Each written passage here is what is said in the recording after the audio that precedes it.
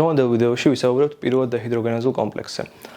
პიროვატი არის გლიკოლიზის საბოლოო პროდუქტი, რომელიც პიროვად დეჰიდროგენაზული კომპლექსით, რომლისგანაც მიიღება აცეტილკოენზიმა და წარმოქმნილი აცეტილკოენზიმა ჩაერთვება TCA ციკლში.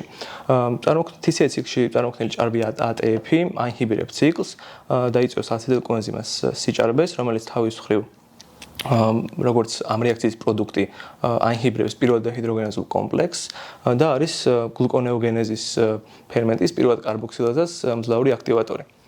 რაც შეეხება თავად კომპლექსს, პიროვად დეჰიდროგენაზული კომპლექსი არის სამი ფერმენტის ერთობლიობა. ეს არის პიროვად დეჰიდროგენაზა, ანუ E1, დიჰიდროლიპოილ ტრანსაცეტილაზა, ანუ E2 და დიჰიდროლიპოილ დეჰიდროგენაზა, ანუ E3. ფერმენტული კომპლექსის კოფაქტორებია თიამინი, ასევე ნადი, ფადი და კოენზიმა. გარდა ამისა ლიპოვატი. რეაქციები რომ გავხილოთ უფრო დეტალურად, თავდაპირველად ფერმენტ პიროვად დეჰიდროგენაზათი, ანუ E1-ით, პიროვატი და თიამინი პიროფოსფატი უკავშირდება ერთმანეთს და გამოიყოფა CO2. წარმოქმნილი კომპლექსი პიროვად თიამინი პიროფოსფატი E2-ით, ანუ დიჰიდროლიპოილ ტრანსაცეტილაზათი ჩაერთავს ლიპოატს. რაც შეეხება E3-ს, ანუ დიჰიდროლიპოილ დეჰიდროგენაზას, იგი მოქმედებს როგორც ნადის და ფადის დონორი. რაც შეეხება პიროვად დეჰიდროგენაზული კომპლექსის კოფაქტორებს, პირველი არის თიამინი, რომელიც ფოსფორილირდება და გარდაიქმნება თიამინ პიროფოსფატად. და იგი არის 4 ფერმენტის კოფაქტორი. ესენია პიროვად დეჰიდროგენაზა, ალფა-კეტოგლუტარატ დეჰიდროგენაზა, ალფა-კეტომჟავა დეჰიდროგენაზა და ტრანსკეტოლაზა. ფადი წარმოიქმნება რიბოფლავინისგან, ანუ B2 ვიტამინისგან და იკავშირებს ადენოზინს. რაც შეეხება ნადს, იგი სინთეზირდება ნიაცინისგან, ანუ B3 ვიტამინისგან და მოქმედებს როგორც ელექტრონების ტრანსპორტერი. კოენზიმა სინთეზირდება პანთოტენის მჟავისგან, ანუ B5 ვიტამინისგან და მისი ფუნქცია არის მოქმედებს როგორც აცილის ჯგუფის დონორი და აქცეპტორი. ლიპოვატი იკავშირებს ლიზინს და ლიპოვატის მძლავრი ინჰიბიტორია დარიშხანი. თავისუფლ ლიპოვატი მოქმედებს როგორც დიჰიდროლიპოილ ტრანსაცეტილაზას აქტივატორი. პიროვად დეჰიდროგენაზული კომპლექსის რეგულაცია ხორციელდება ფოსფორილირება დეფოსფორილირებით. კერძოდ პიროვად დეჰიდროგენაზა კინაზა უზრუნველყოფს ფერმენტული კომპლექსის ფოსფორილირებას და შესაბამისად ინაქტივაციას. რაც შეეხება პიროვად დეჰიდროგენაზა ფოსფატაზას, იგი ახდენს კომპლექსის დეფოსფორილირებას და შესაბამისად აქტივაციას.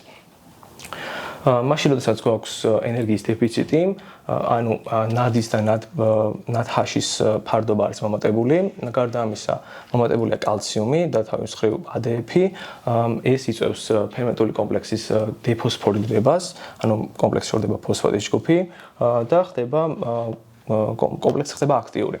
რაც შეეხება ენერგიის სიჭარბეს, როცა ენერგიის სიჭარბის ექვივალენტური მოლეკულებია მომატებული, როგორც არის ATF, ასევე აცეტილკოენზიმა და ნადი ნატ-pH-ის ფარდობა არის შემცირებული, ეს იწვევს ფოსფატაზას გააქტიურებას, უბრალოდ კინაზას გააქტიურებას, რომელიც იწვევს ფერმენტული კომპლექსის ფოსფორილირებას და შესაბამისად ინაქტივაციას. პიროვად დეჰიდროგენაზული კომპლექსის დეფიციტი არის იქ შეჭიდული თანდაყოლილი დაავადება, ამ დროს ამ დაავადების სხვადასხვა ფორმა გვაქვს, თუმცა ძირითადად მუტაციას განიცდის თანამასახელე PDH-A1 გენი, რომელიც პიროვად დეჰიდროგენაზული კომპლექსის E1-ის, ანუ საკუთრივ პიროვად დეჰიდროგენაზის ალფას უბერთეულს აკოდირებს. და ამ დაავადების გამოვლინება შესაბამისად იქნება კვებითი დეფიციტი, ასევე დაგანვითარების შეფერხება და რძემჟავა აციდოზი, ასევე მომატებული იქნება ალანინი, რადგან თუ კი პიროვად დეჰიდროგენაზული კომპლექსი არ ფუნქციონირებს, ეს იწვევს ალტერნატიული მეტაბოლური გზების გააქტიურებას, რაც მოიცავს ალანინის ციკლს და ასევე ლაქტატის მატებას. მკურნალობას რაც შეეხება, მკურნალობის მიზანია, რომ ფერმენტის ნარჩენი აქტივობა, ან ის ნაწილი ფერმენტის, რომელიც კომპლექსის რომელიც ფუნქციონირებს, სტიმულირდეს. ეს კი მოიცავს საკუთრივ კოფაქტორებს, რომელიც არის თიამინი, ანუ B1 ვიტამინი, და ლიპოვატი.